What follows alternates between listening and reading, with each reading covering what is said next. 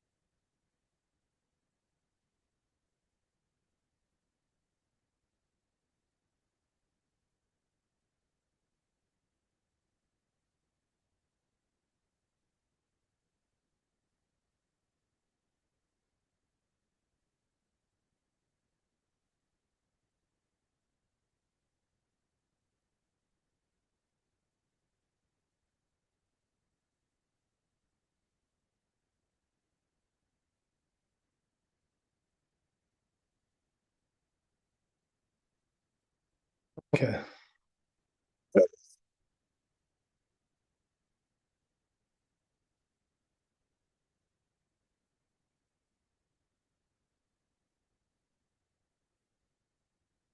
So we're going to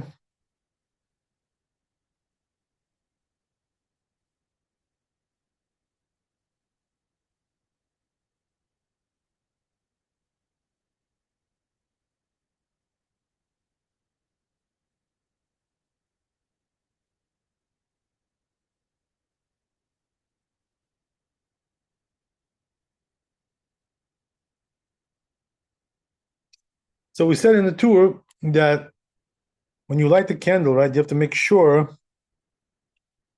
that the majority of the wick should be lit before you let go of it, before you let it go by itself. So says Bet Yosef, what's the source for that? Memra de Ula Besof Per Kama Kaf Amud Bet.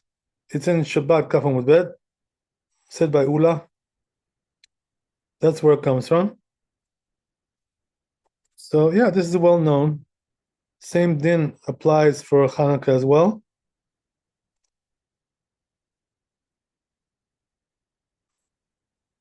So let's go to Shulchan Aruch, very short. המדליק, צריך שידליק רוב מה שיוצא מן הפתילה מהנר.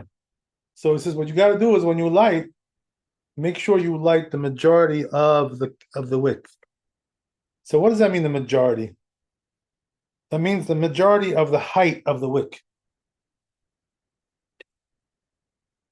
That's what he's talking about.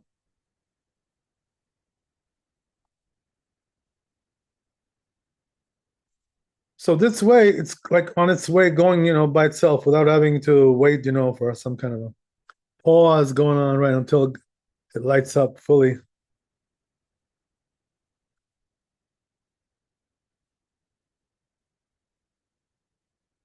That's what we're talking about.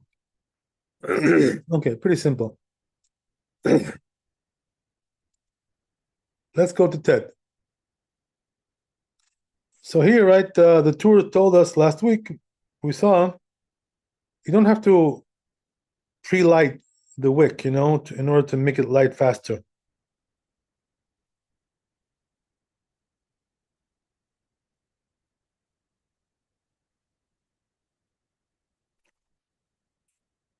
So you pretty much singe the wick, to make it more conducive to light the next time.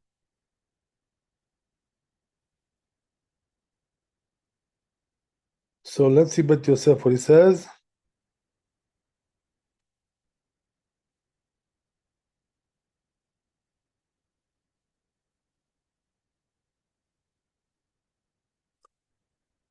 The Perek Bamedlikin, right? It says, what's the source? Kaf Chet Amud Bet in Shabbat. Tanan, we learned over there in the Mishnah, Petilat Beged Shekipla Velo Yivheva. That the wick that was not singed. Rabbi Eliezer Omer Tamiyahi. The Rabbi Eliezer says it becomes impure. We don't light with that. Rabbi Akiva Omer Teorai. Rabbi Akiva says it's pure.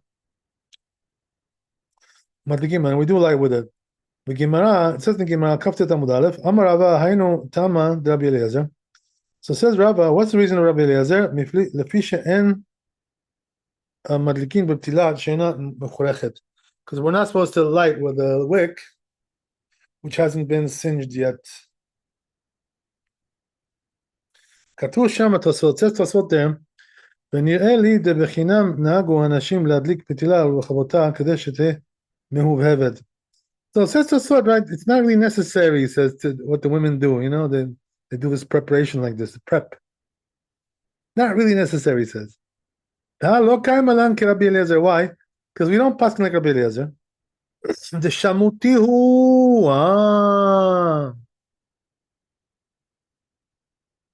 We don't pass like Rabbi Eliezer. Why? Because he's shamuti. So what is shamuti? So there's two different explanations, right? What that means. One is that he was from the school of Shammai, Shamuti. So because of that, we don't paskin like him. The other explanation is that he was excommunicated, Shamuti. So we don't paskin like him because he was excommunicated. So those are the two variations on that. Right? That's what it says in Hagaot. לכן פירש הרמב"ם, also Rambam, בפירוש המשנה, that's what he says. דהן הלכה כרבי אליעזר, we don't pass on כרבי אליעזר, ולכן בפרק K לא כתב, therefore in the 5th chapter he didn't write, שצריך להבהב, that he didn't write that you have to singe the wick. Right, so that's, we see, right, that some don't require this, and that's how the, Sfarim, as I told you, right, we don't really do this singeing business. לכן כתב המוריכי, that's what it says in מוריכי, בשם ספר המצוות, מי הוא כתב שבהג פסק הלכתה, דהן מדליקין בסמרטוטין ולא בפתילה שאינה מלוכלכת. But this rabbi says, בהג, that you do need to singe it beforehand.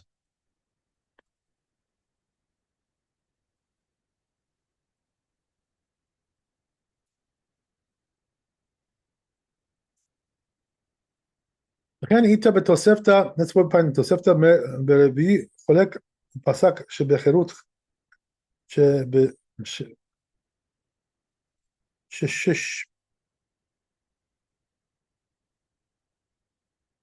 ששפשפה באור, right, דרך העברה, וכולי עלמא מודו צריך לעשותו. So he says, right, you do have to do it, the singeing, אבל היבוב גמור להדליק ולכבות, but he says you don't have to light it and put it out. That's like total singeing. אין צריך לעשות בערב שבת. You don't need to do that בערב שבת, it says. Okay. ראש כתב כדברי התוספות. The Rosh says like תוספות.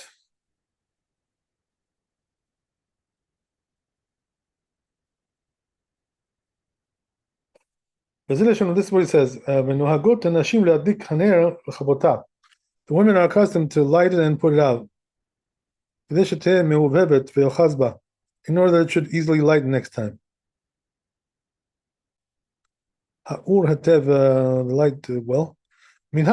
So it's good custom. But it says halacha is not like that. Halacha is like Rabbi Akiva, that we don't need to singe it really. So it says,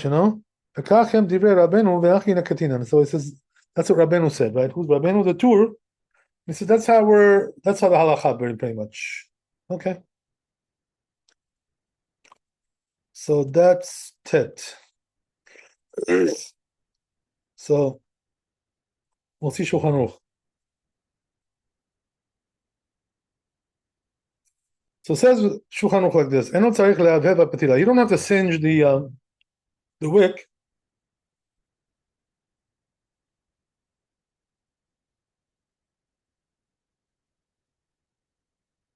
So says the Rama, מכל מקום נהגו להדליק הפתילה ולכבותה, כדי שתהיה מחורכת ותאחז בה האור היפה. Right, so the Rama says, right, that the custom is to do it anyway. So there you go, right? That's the Ashkenazi custom. They do it. Okay?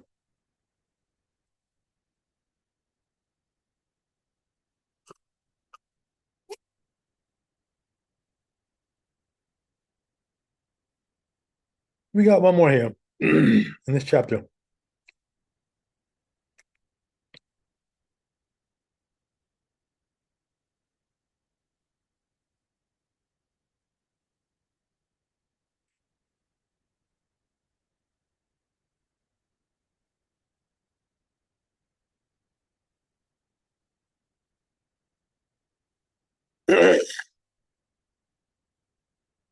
So says the Beit Yosef, כתב רבנו ירוחם בחלק ב', right? This rabbi says, בשם התוספות, נין התוספות, שאין מדליקין בסמרטוטין אפילו בחורכים.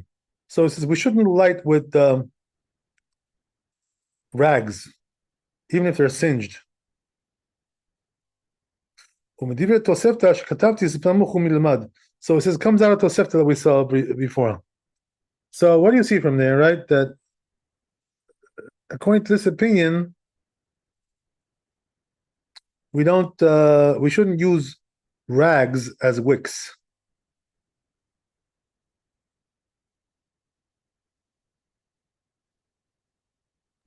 Isn't that old hat though? I'm sorry, what was it again? Haven't we already discussed that? Or is he just harkening back? Yeah, you probably. Is that just like a I don't reminder? remember, actually, I don't remember saying this. No, we talked about this last week What did we say? when we were talking about the wicks, That what? not to use rags. Not to use rags. And what was the reason we gave? I think that it wouldn't burn very long, or it used it up or something. Okay, I don't know. I don't recall that, but anyway, right? This is the halacha, right? Regardless of whether we said it twice or not, it's still the halacha. So yeah, that's we don't use rags. So if you recall when we talked about the issue of wicks, right? The common denominator, right, was usually that the flame jumps on it, right? Doesn't really sit nicely on it. That's what we said, and so now we came back to that, because we already left the issue of wicks already a while ago. We came back to it, and right. So this is not written in the Talmud, but it's written in the Poskim, right? The Rishonim. In the Talmud, we don't have that. But regardless, right? That's halacha. Let's see Shulchan Aruch.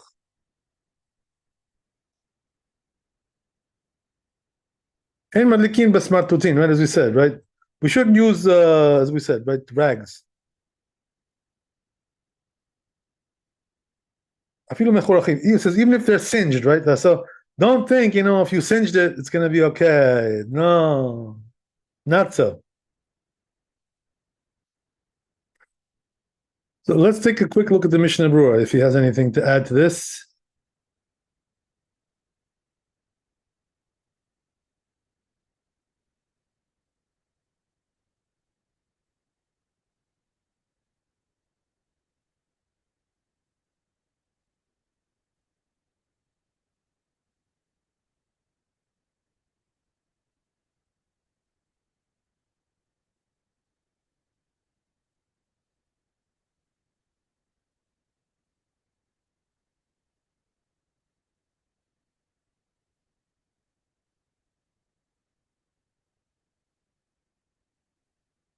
So he says exactly what this is, right? The Mishnah Berurah. He says it's worn out clothing, right, made of linen. So it's worn out linen.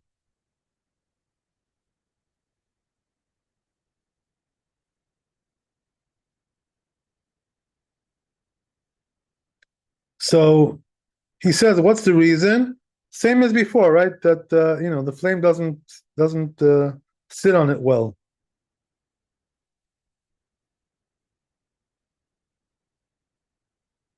Okay, good.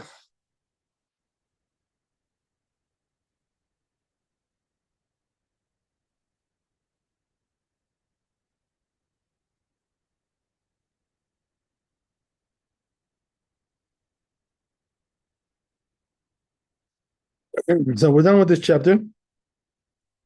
Let's move on.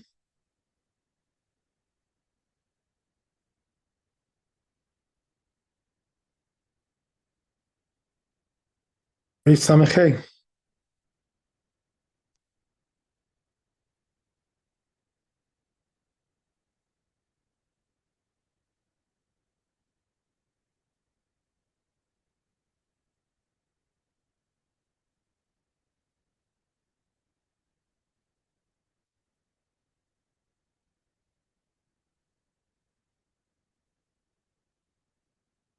Okay.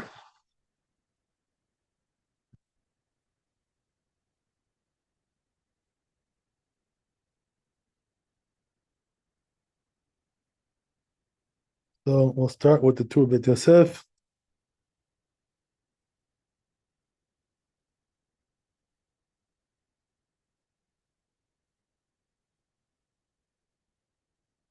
So says the Tur, אין נותנים כלים מנוקב מלא שמן על פי הנר. Right. So he says, don't put a vessel which has a hole full of oil, right, on top of the candle. This in order that it should be dripping inside of it. Because why? We're afraid, right, that we're concerned he's going to use it, for his personal needs, that oil.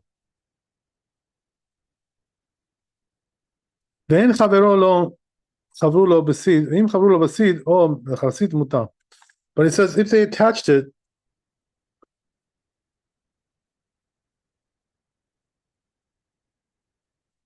with plaster or clay, it's allowed.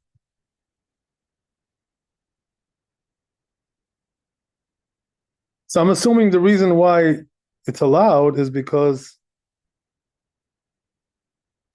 if you attach it like that, it won't. He won't come to use it because of the attachment.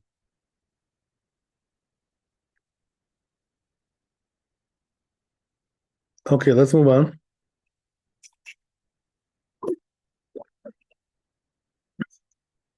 Let's see what Yosef.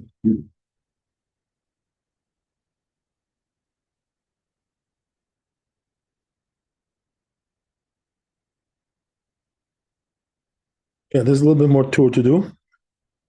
So back to the tour. So says the tour, וכן לא ימלא קערה שמן ויתננה בצד הנר. So he says, don't fill up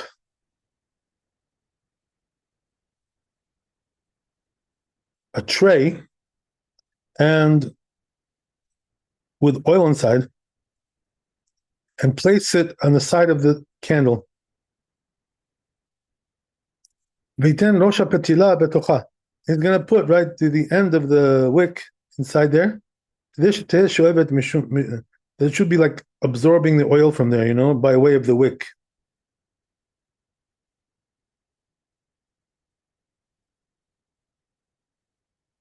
So why? Because we're afraid also here that he may come to use the oil.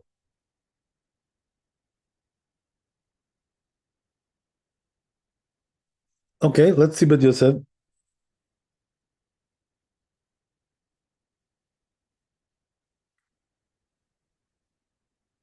Says Bet Yosef, Mishnah Per Kama Lamelikin, right? Where is this Mishnah in Kaftet Amud Bet in Shabbat? Apapi Shishaninu Sham. He says, even though we learned over there, Im Chibra Hayotze Mitchila Mutar. Again, right? If he attached it beforehand, it's allowed. Because then it's going to be like one vessel, attached one to the other. So we're not concerned about, using it for some other purpose. We already said in Gemara, it says, "Ma yotzer ke'en yotzer." So what does that mean? The manufacturer, like the manufacturer, dehainu shechavra besid v'charsit. That means that he attached it with plaster or clay.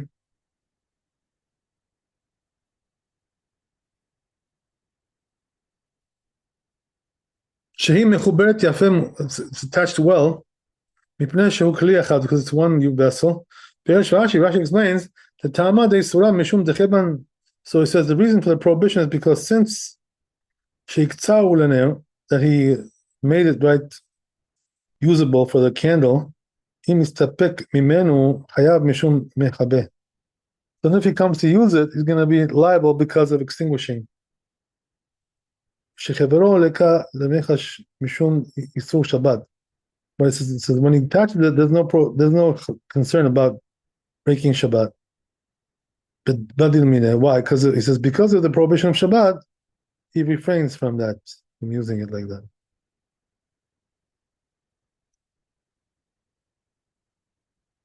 Okay, interesting. Let's go to Shulchan Aruch.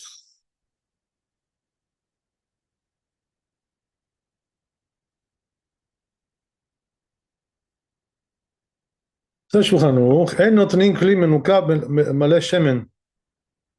said, right? Don't use a vessel with a hole full of oil up in there on top of the candle. That should be dripping inside there. Because we're concerned he's going to use it like that for some other purpose, the oil. And if he does, that would be extinguishing. But if he attached it, right, as we said, with clay or with plaster, mutar, it's allowed. Since it's one vessel, so he'll,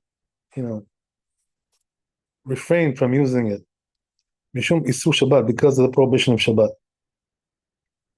Okay, great. That's Aleph. Now let's try that. It says that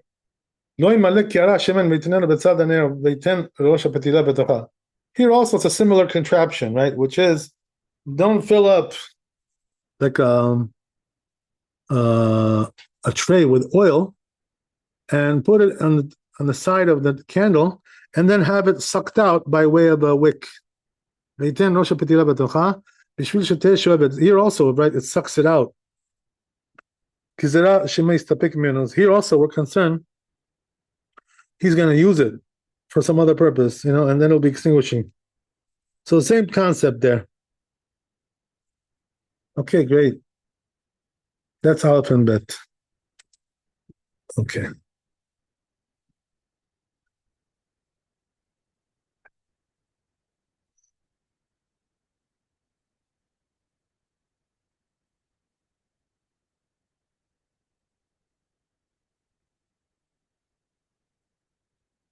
So says Shulchan Aruch, I'm sorry, you have to go to Gimel now. Gimel.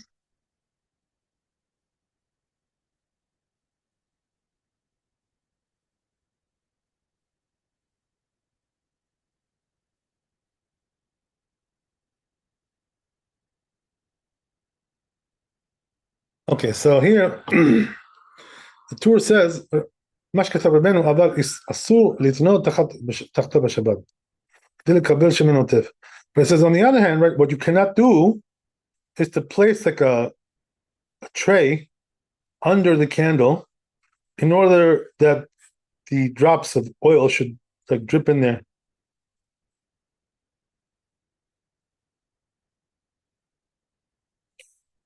Let's see further in the tour. What else does it say?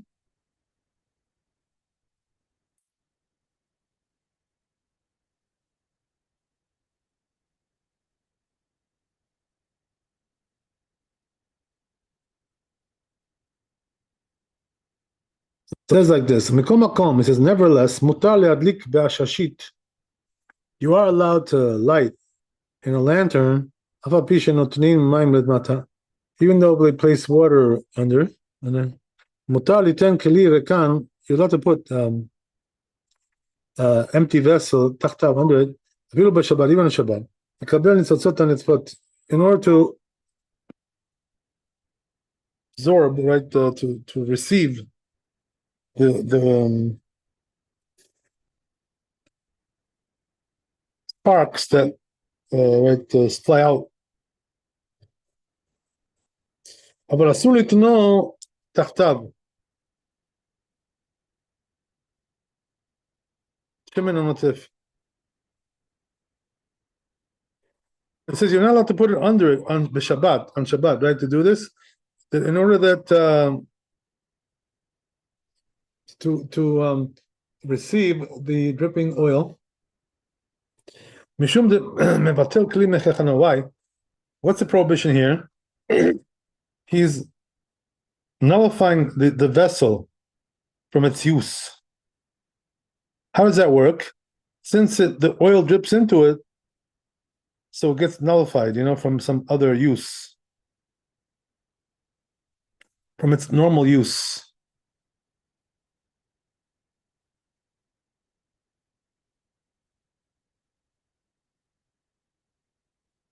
Erev Shabbat mutar. So it says, but Erev Shabbat, it's allowed, to put it under it, in order to receive the sparks, right? Into the oil. But it says the oil itself, not allowed to use it on Shabbat. Okay, that's the tour.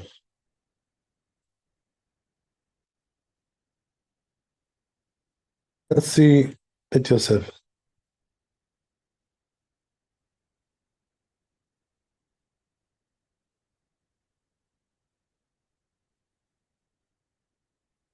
So it says the Bet Yosef Mishnah Sham, right? Where's the source for this? The Mishnah, Mem Bet Amud Bet.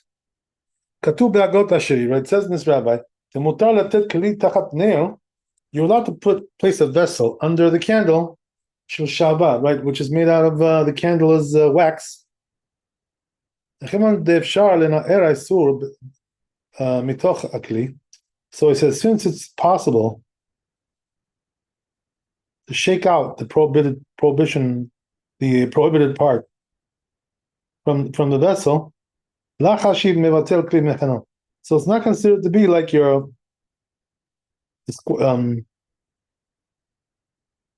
nullifying the vessel, right, from its use. Okay. So it doesn't resemble the case of the oil. He doesn't want to shake it out, to lose it like that. So therefore he's considered to be nullifying the vessel from its use. But he says this candle, for sure you should shake it out before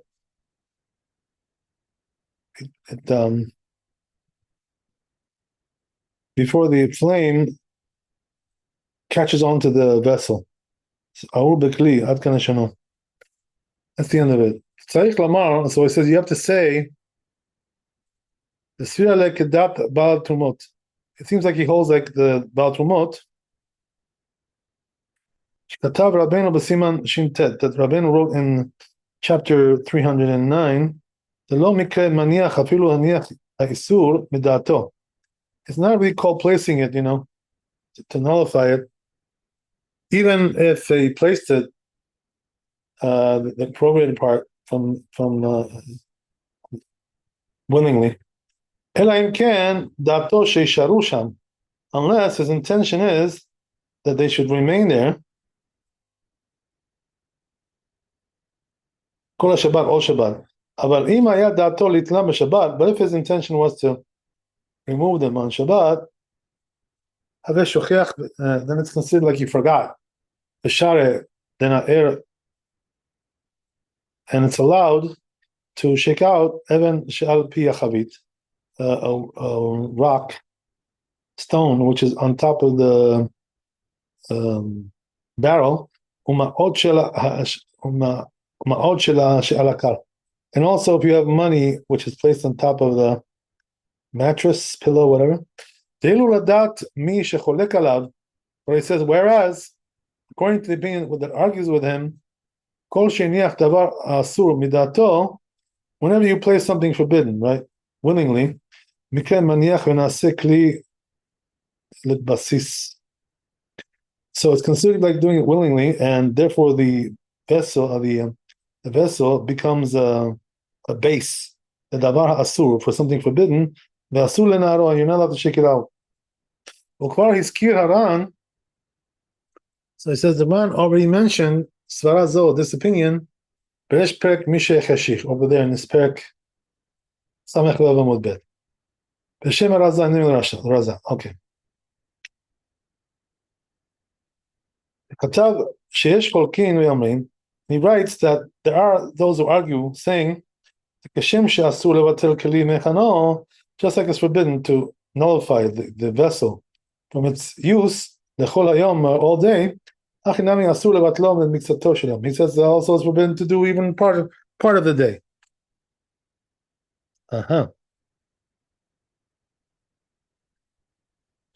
ומה שכתב, now what she wrote, Hi ner vaday in air, that this candle, I should shake it out.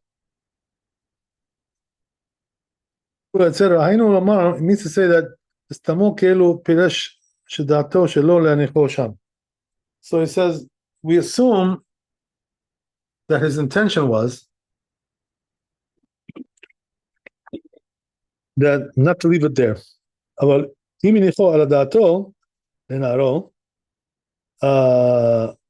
if he placed it there, right, with the will to shake it off, even if it's a vessel that the flame, the flame doesn't grab it, it's allowed. According to this opinion. It's written also over there. Seems like the same din applies also if there is something in the vessel there, something which is allowed, which is not possible to shake it out, unless it gets spoiled, ruined. Then it's allowed to put that vessel under the candle, the kabel shemen, to receive the oil, or ner atzmo shipul, or the candle itself that it should fall, because you could carry it when it goes out. At least right by way of some kind of permitted item.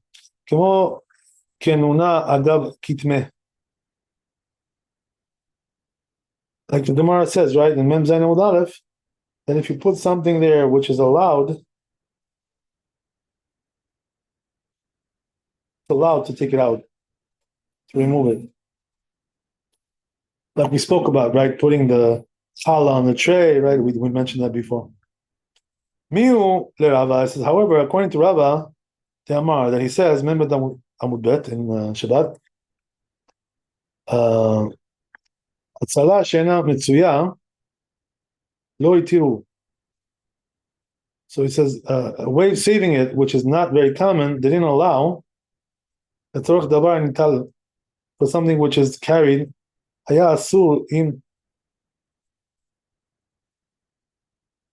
אם אין הצלה מצויה. it would be forbidden if there was no salvation for that, some way to save it. Miu letzorech mekomo haya mutar. But he says to move it for its place, because you need the place there, the space, it's allowed. So he says this gloss is according to how Tosfot explained it. The soper kira, like in there in the end of this parak. Okay, that's something salvation, right, which is not very common. Lo itiru litruach. Rabbis didn't allow you, right, to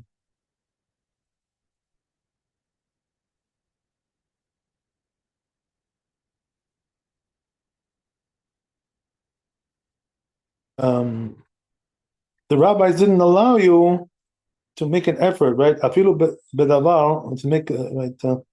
Afilu bedavar nitzal mishum tircha, even something which can be moved because of the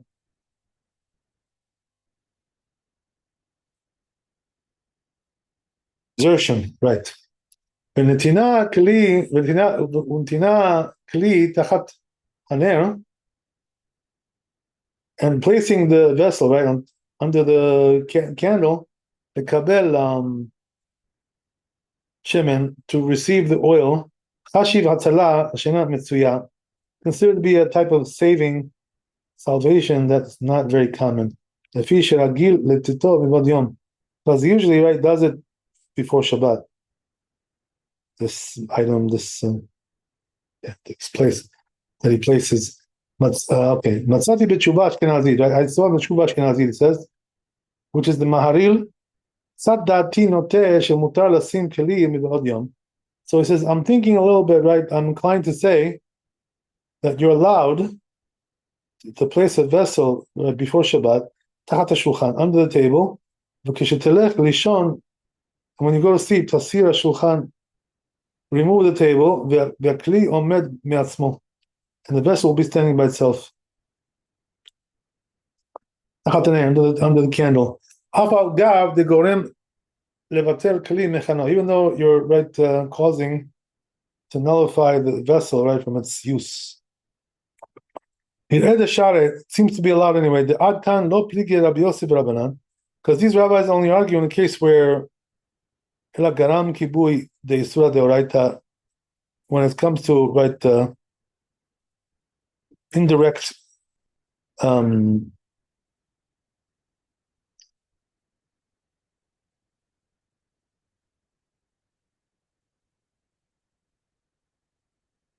indirect extinguishing.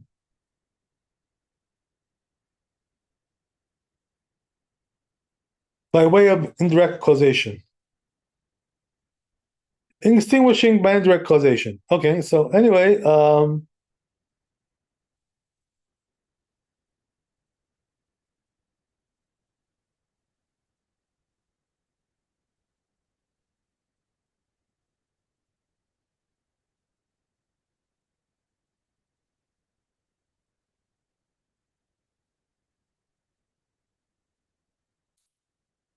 so it says, right, that if you do it by indirect causation, extinguishing, right? So we paskin, he says, like Rabbi Yosef, who says it's allowed.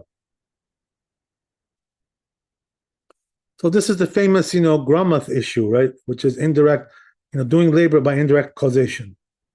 So according to this opinion, it's allowed, right, to do grama. And that's how we paskin in Shulchan Aruch, by the way.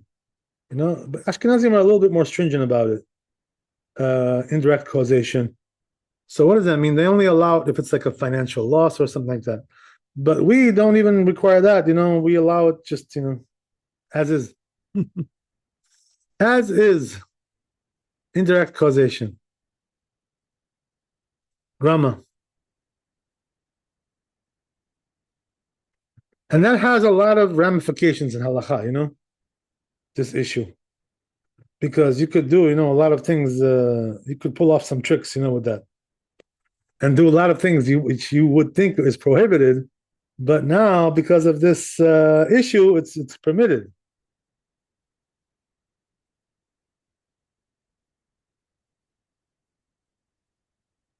Okay.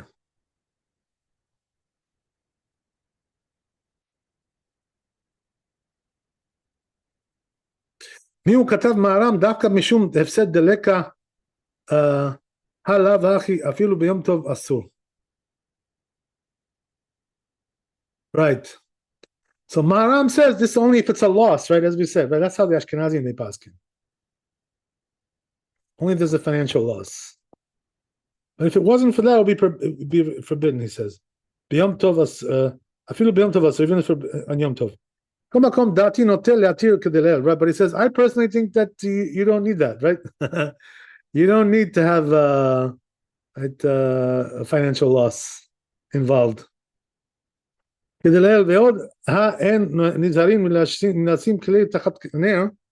also we're not really so cautious to put the vessel under the candle because really it's not our intention that those sparks should fall in there, or the oil should fall in there, right? The oil shemen hachi achinami en mitkavnin כשמסיר השולחן אלא להצלת השולחן. Also, it says when you remove the table, our intention is just to save the table.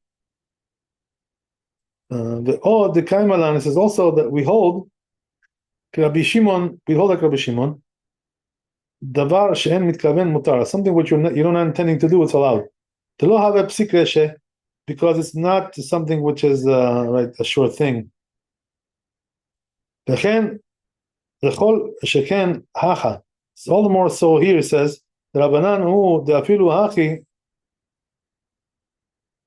לא אסמוך על היתר זה עד יסכימו עמי אחד מרבותיו.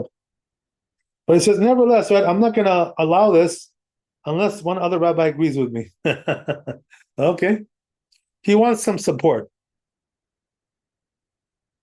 He feels a little bit insecure.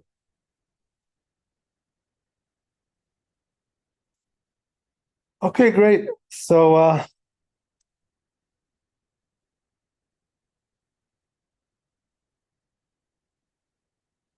as we said, right, the Ashkenazim are stringent about this, as we said, right, only for financial loss. So what do I mean by that financial loss? If you don't do this heter, you're going to lose money. Then they allow it, right? Otherwise, no. Does that include like medical bills for your knees, like killing you to go downstairs or something like that? Any kind of loss, it doesn't really matter what it is. But anyway, one thing you have to know is like this, right? Question is, how much do you have to lose, right? How much does it have to be? So the rule is like this, if it's something which is significant to you, on your budget, that's already called a big loss for you. So if like $10 is for you a lot of money, so you can do it. Right? But as we said, right, we Sephardim, we don't require that. I was just going to say, I'm just glad I'm Sephardi. Yeah. You have to make that blessing every morning. Okay. Shabbat Zani Ashkenaz. Right, exactly. Okay, very good. How did you know that? Okay. I thought you didn't know. I had to tell you. Okay. I guess you were able to figure it out. Okay. So anyway, right, that's it. That's the end of it. So let's see. Shulchan Aruch.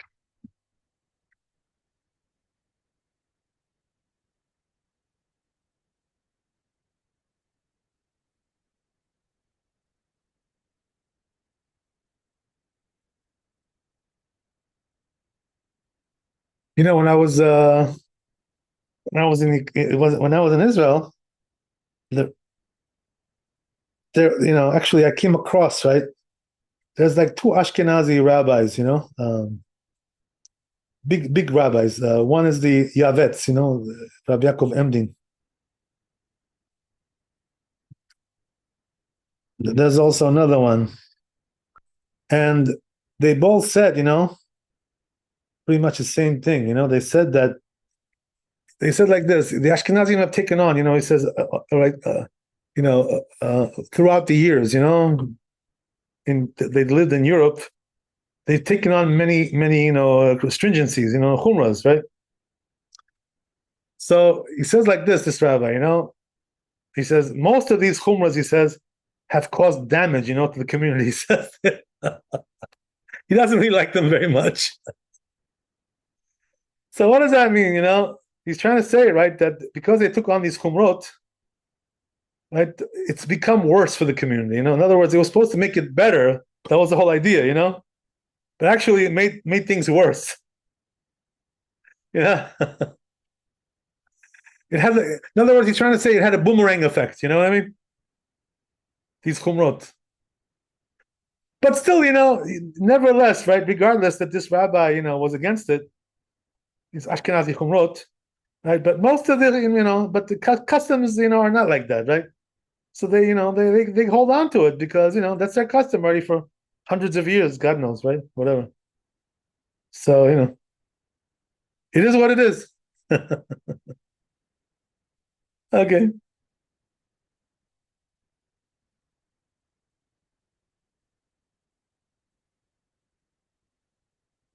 So there's also another angle to this, which is the Chida writes, that if you as a Sephardi man, right, or woman, whatever, right, if you want to be machmir like the Ashkenazim, you could, there's no prohibition to be machmir. I mean, but he says what you cannot do is to tell the community that's halacha, that you cannot do. You can't paskin like that, But if you want to be machmir on yourself, it's fine, right? Be my guest, Nobody's gonna stop you. That's the thing, So it's good to know that. What about if that's what if your community all, like the entire community takes on these homeowners, then do you have to as well? Yeah, so if it's like 100% of the community, yeah, then you're right. You have to keep it. Yeah, there's no question. Yeah. I don't know if it's 100%, but like the majority. Usually it's not like that, right? Because there's separate communities, you know what I mean? Well, like where I live, Most places have like, Sephardi, Ashkenazi, and some Hasidic even, right?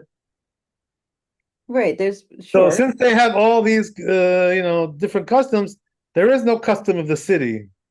Okay. You know what I mean? That's what it says in the Marshdam.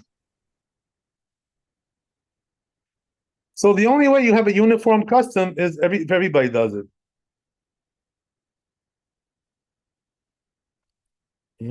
That's about it.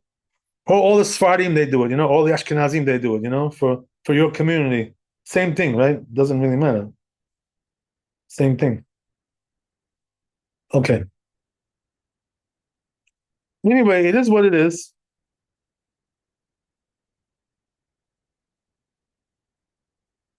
Let's see Shulchan Aruch, and I guess we're done there.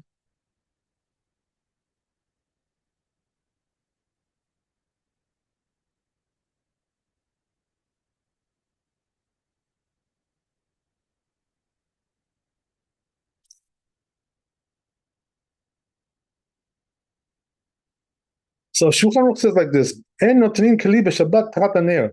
Right? We're not allowed to put a vessel, right, under the candle, right, in order to receive, right, the oil that drips out. Why?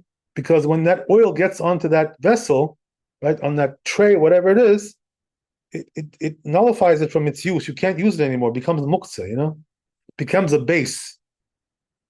This is the problem. This is why we can't do it.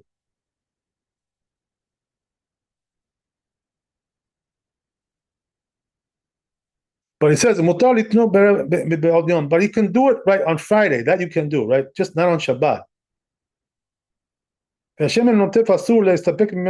then you're not going to be able to use that oil, right? That goes into that tray, That you cannot do. Because that oil is muktzah for sure. But you're allowed to do it, right? To put that tray before Shabbat. What's the reason why? Because if you put it before Shabbat, you didn't nullify it, right, on Shabbat, So there's no prohibition there. You didn't do nothing.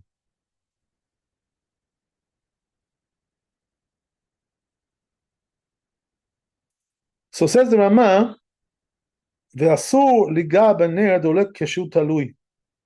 Oh, look what he says, right? You're not allowed to touch a lit candle, right, when it's hanging, whatever. So it says even though you're not carrying it, so there's no issue of muktzah there by touching it. Right? So he says, right, that the prohibition is because he may come to move it around, to agitate it. That's very interesting. Yeah, so we didn't see this in a Bet Yosef. It seems like it's a Ashkenazi Chumrah here, right? Which is again, right, to restate the point is like this, right? That says the Rama, don't touch the candle when it's lit, even though you're not moving it, because you may come to move it, right? So this is like a sort of what we said, right? Decree on a decree, kind of thing. But the Ashkenazim are machmir about this apparently. Okay, there you go. Very good. So I guess we'll stop there. Thanks for coming. Be blessed with wealth and health and happiness. Chazak Baruch, Leila Tov. We'll see you tomorrow. Thank you, Rabbi. All the best.